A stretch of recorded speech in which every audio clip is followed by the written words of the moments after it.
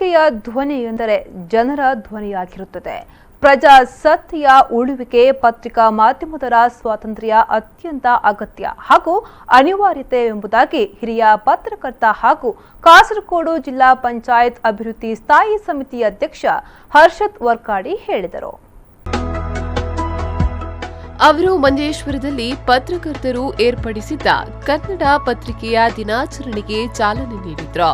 ಯಾವುದೇ ಒಂದು ಪ್ರಜಾಸತ್ತಾತ್ಮಕ ದೇಶದ ಸರ್ವತೋಮುಖ ಅಭಿವೃದ್ಧಿಯಲ್ಲಿ ಪತ್ರಕರ್ತರ ಪಾತ್ರ ಅತ್ಯಮೂಲ್ಯ.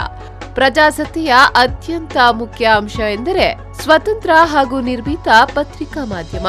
ಕಾರ್ಯಕ್ರಮದ ಅಧ್ಯಕ್ಷತೆಯನ್ನ ಪ್ರೆಸ್ ಕ್ಲಬ್ ಅಧ್ಯಕ್ಷ ಆರಿಫ್ ಮಂಚಂಪಾಡಿ ವಹಿಸಿದ್ರು.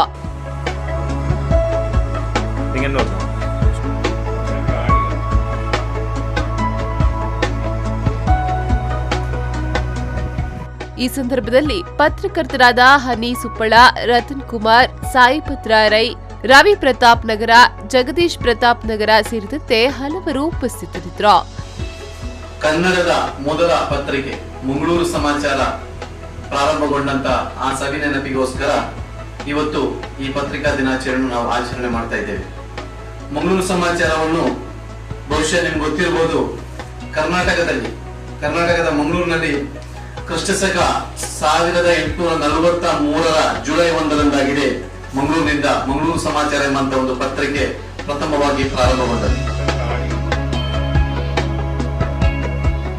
ರೆಹಮಾನುದ್ದಿ ಅವರ V4 News 24/7 ಮಂಜೇಶ್ವರ.